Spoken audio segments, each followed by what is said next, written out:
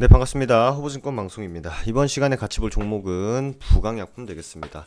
종목 코드 번호 003000인데요. 참 좀 그렇죠.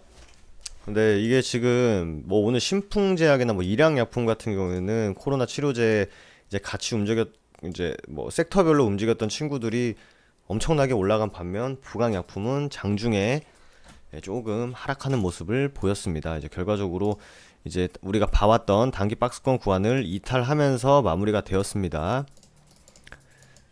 결국 우리가 봤을 때 45,000원을 뛰어넘는 이슈는 결국 레보비르였어요.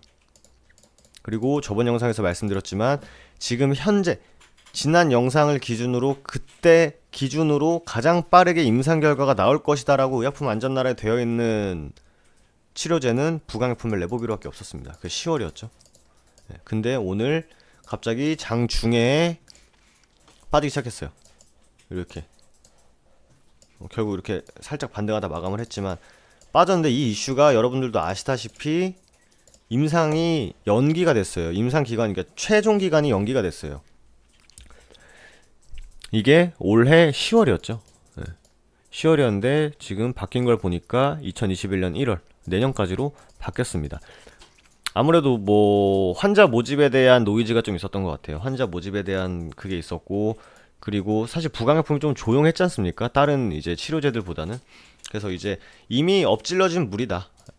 우리가 결국 이 종목이 위아래 어디론가 움직일 텐데 그거에 가장 큰 영향을 미치는 것은 결국 이 임상이었는데, 그 임상에 대한 이슈가 연기가 되면서 주가가 하락을 하며 마감을 했다. 이렇게 보시면 될 것 같습니다.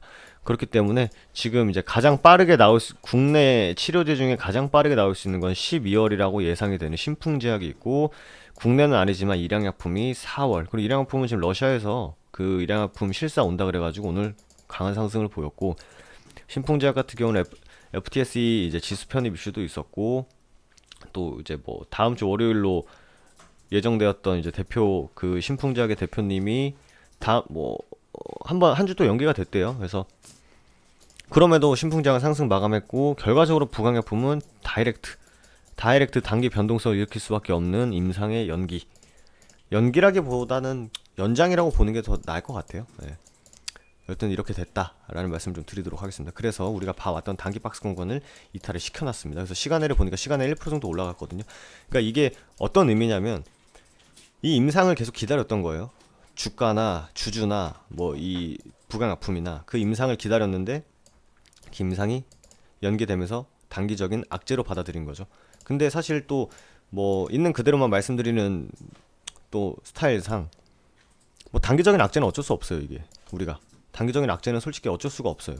우리가 내부자도 아니고 뭐 갑자기 뭐 공시를 한 것도 아니고, 그냥 사람들이 찌라시가 돌다 저도 이제 찌라시를 보다 보니까 의약품 안전나라 들어가니까 10월로 돼 있던 게 내년 1월로 바뀌었기 때문에 이게 이제 주가에 반영된 게 아닌가 싶습니다. 근데 여러분 이렇게 생각하시면 될 것 같아요. 물론 이 부강약품을 갖고 갈지 안 갖고 갈지는 이제 뭐 투자자 본인들의 선택이지만 이게 실패한 게 아니거든요. 결국 지금 똑같아요. SK 사례도 똑같습니다. 아스트라제네카 관련해가지고 한 명이 뭔가 본인이 갖고 있었던 부작용인지 아니면 진짜 아스트라제네카를 통한 부작용인지 모르겠지만 한 명이 조금의 노이즈가 생기니까 주가 떨어지죠. 맞나요? SK 디스커버리를 보면은 그죠? 이렇게 만들어졌죠. 개파락하면서 개파락을 7.8% 마감했습니다. 그리고 이제 회복을 해준 모습이긴 합니다만 부작용이다. 하지만 임상은 진행될 수 있다. 하지만 임상이 충분히 진행될 것이고, 그게 아스트라제네카의 문제인지 아니면 그 사람이 원래 갖고 있었던 이슈인지 갖고 있었던 지병인지, 그러니까 일시적인 이탈 후 다시 회복하는 모습이에요. 그러니까 결과적으로 주가가 의미 있는 구간을 깬 다음에는 가장 중요한 게 회복 탄력성이 중요하다. 그러니까 제가 말씀드리는 거는 그냥 있는 그대로 말씀드리는 거예요. 부강약품 임상이 실패한 게 아니라요. 부강약품 임상을 안 한다는 것도 아닙니다. 그러니까 임상이 연기된 거는 단기 악재로 받아들일 순 있어요. 어쩔 수 없어요. 그 부분은 당연히 내부자가 아닌 이상. 하지만 이 부강약품이라는 친구가 우리가 봐왔던 요 박스권 구간을 언제 빨리 회복을 하는지가 제일 중요합니다. 말씀드린 대로 임상이 끝난 게 아니고 실패한 게 아니고 종료한 게 아니고 연기된 부분이 연장한 부분이 있기 때문에 그 부분을 우리가 좀 알아야 되고, 실예로 결국 이거였죠. 이 친구 일양약품도 똑같습니다. 일양약품 영상 보신 분들은 아시겠지만 우리가 애초에 봐왔던 구간이 여기에요. 단기박스권 구간이. 근데 여기 깼죠. 회복 빠르게 하죠. 깼죠. 회복 빠르게 하죠. 이슈가 없음에도 회복이 빨랐던 거예요. 맞죠? 근데 여기서 이탈을 또 시켰어요. 한 일주일 넘게. 그 다음에 제가 일양약품 영상 보신 분들은 아시겠지만 중요한 게 언제 빨리 이 박스권 안으로 들어가냐가 문제다. 이렇게 좀 말씀드렸던 것 같습니다. 근데 쭉 깨놓고 빨리 들어갔죠. 그러니까 즉 회복 탄력성이 좋았다. 이렇게 보시면 될 것 같아요. 그러니까 일양약품도 지금 나온 게 아무것도 없어요, 여러분들. 북양약품보다 더 없어요. 그럼에도 불구하고 러시아에서 실사를 나온다고 하니까 그 기대감으로 주가가 오늘 거래대금 약 7천억 터뜨리면서 우리가 일양약품 시간에 봐왔던 박스권 구간에 올라온 겁니다. 그냥 결국 1, 2주 동안 빠진 게 아무것도 아닌 게 돼버린 거예요. 단 한 번에. 그런 힘을 갖고 있던 친구니까. 그죠? 그럼 북양약품도 중요한 건 이 친구도 한번 거래를 터뜨릴 때 1조 넘게 1조 터뜨릴 때 5천억, 4천억, 7천억씩 터뜨리거든요. 결국 얘가 졸졸졸 흐를 수는 있어요. 며칠 동안. 당연히 뭐 북양품에서 아무 이슈 뭐 해명도 없고 이 임상을 연장한 이유에 대해서 발표를 했을 때 그게 충분히 납득할 만한 이슈다 하면은 그럼 우리가 그 아직 기대감을 머금고 있기 때문에 올라갈 수 있어 라는 투심이 작용을 하겠죠. 그럼 다시 우리가 봐왔던 박스권 구간 위로 올라올 겁니다. 근데 별 얘기도 없어요. 계속. 그럼 졸졸 빠지고 그럼 어디서 멈추냐가 중요해요. 결국. 무작정 기다리는 방법도 있지만 이 북양약품에서 얼마나 빨리 이 사태를 대응을 하는지가 중요합니다. 그리고 말씀드린 대로 언제 다시 이 34,000원, 35,000원 구간 위로 다시 올라온 거래를 실으면서 다시 올라오는지를 일단은 첫 번째로 지켜봐야 된다. 이렇게 좀 말씀을 드리도록 하겠습니다. 똑같아요.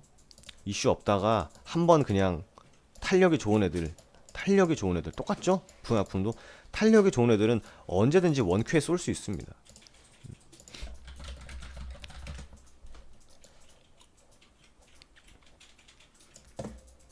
오늘 거래는 2조 터졌거든요. 얘네들 이날 올릴 힘이 없었을까요?